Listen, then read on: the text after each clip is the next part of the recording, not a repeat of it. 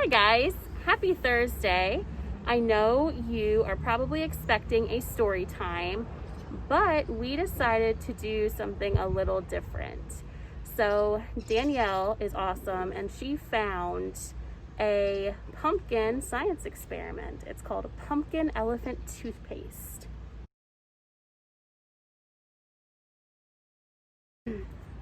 Safety first, got our goggles.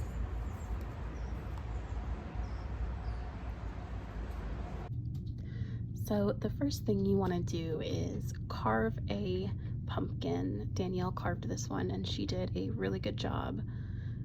Once you have your pumpkin, you're going to want to get a jar or a vase, anything that'll fit down inside your pumpkin, and it needs to be 500 milliliters.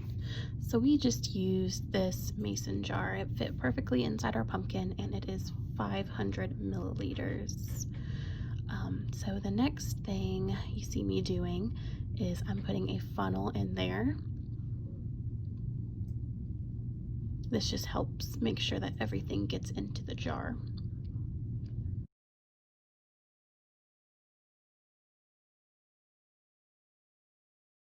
And now I am pouring in 2 tablespoons of liquid dish soap.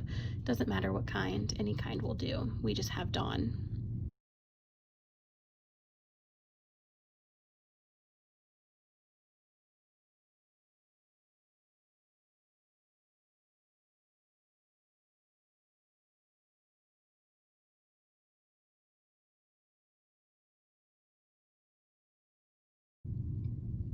Next, Danielle is pouring in 1 cup of hydrogen peroxide, and the hydrogen peroxide needs to be at least 6%, but 12% works best.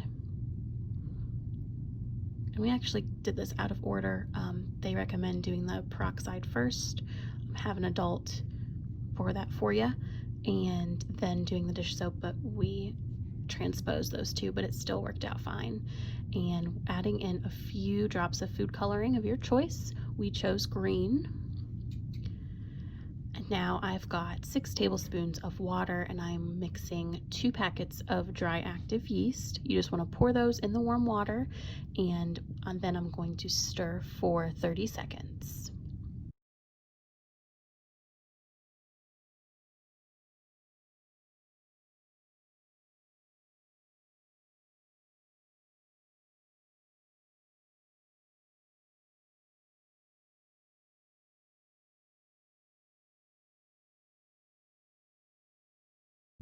And now it is time to pour in the yeast and water mixture, and you just want to pour it in really fast and then step back and watch and see what happens.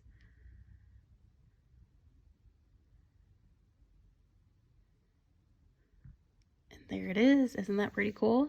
Kind of looks like toothpaste.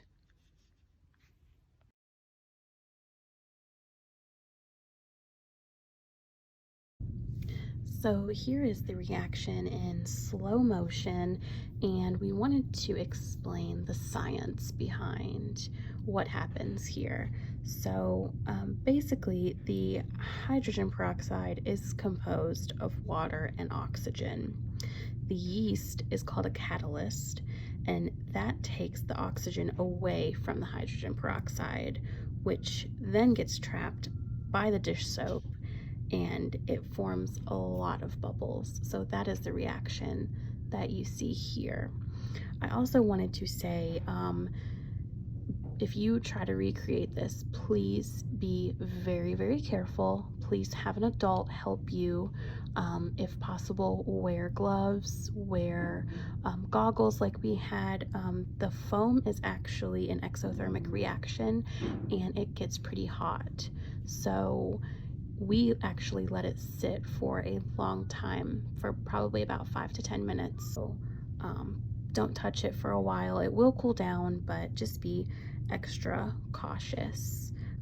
When you're done, you can rinse off whatever the reaction gets onto. So we just rinsed off all of our materials and then set the pumpkin aside.